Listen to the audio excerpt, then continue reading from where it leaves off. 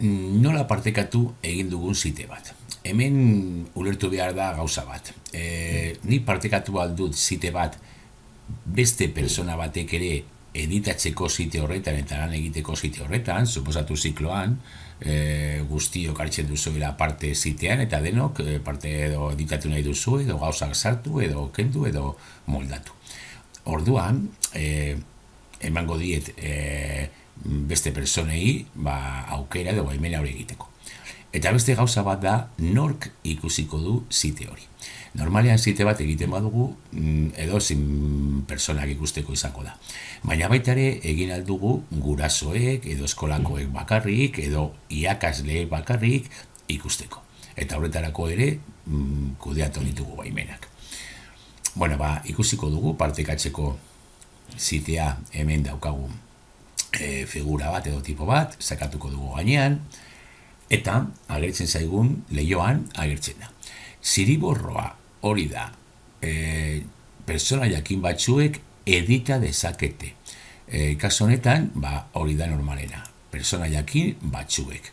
Eta gainera zer jartzen du, desaktibatua, persona jakin batzuek. Nik jartzen ditudanak, normalean hau bete utziko dugula, gorde, eta hemen jarriko ditugu jendea gonbidatzeko eta zer egin alduen. Edita dezake edo argitaratutako bersioak ikus dezake. Nahi badugu beste bat gurekin batera editatzea, aukera hau erabiliko dugu eta hemen jarriko dugu bere helbide, bere korreo elektronikoa.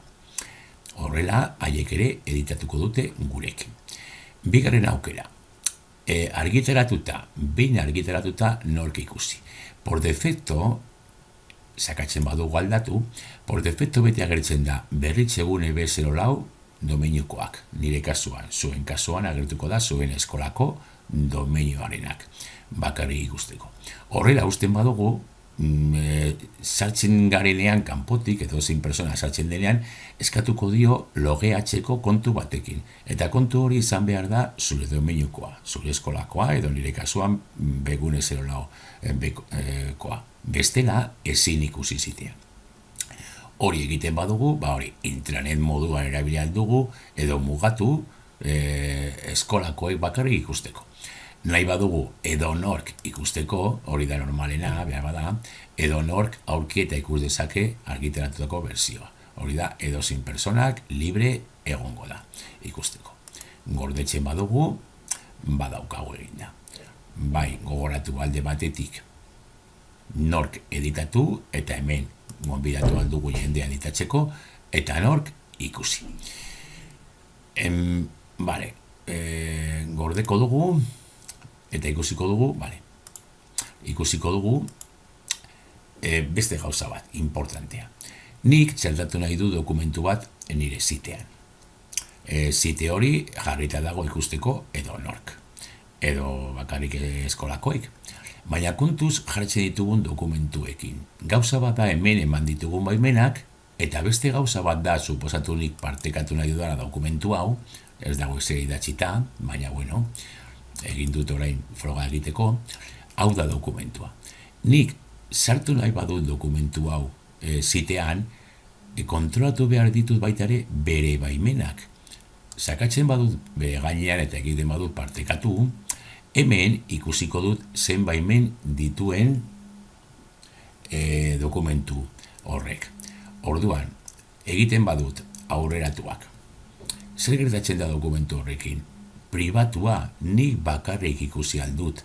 Orduan, sartzen badut zitean, naiz eta zite publikoa izan, dokumentu hau ez da publikoa. Eta orduan, besteek ez dut ikusiko. Zer egin behar dut? Dokumentu horri aldatu baimena baitare, eta jarri baitare publikoa. Gordetzen dut, eta orain bai, eginda, orain bai, problemari gabe dokumentu hau sartu aldut nire zitean eta guztiek ikusi. Kontuz horrekin askotan gertatzen da. Sartzen ditu dokumentuak eta gero, esaten didate ez dutela ikusten dokumenturen bat. Hori, normalean ekiritzeko eta ziteetan lan egiteko nik gomendatzen dut beti, zite bat egiten baduzu, zure drivean karpeta berezi bat sortu karpeta berezi bat site horretarako, adibidez, site mate,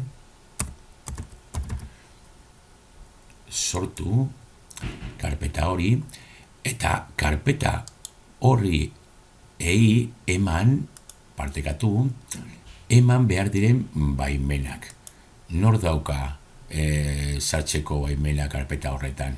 Berriro pribatua, edo nork, edo bakarrik eskolakoek.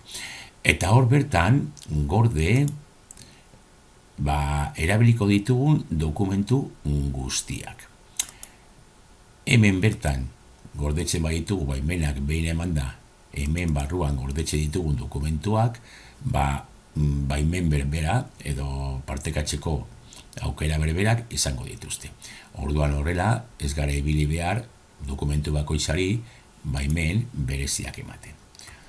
Importantea, orduan, nola partekatu. Eta ulertzea, zer nahi dugun, beste batek nirekin editatu edo bakarrik ikusi. Bi baimen horiek ondo kudeatu.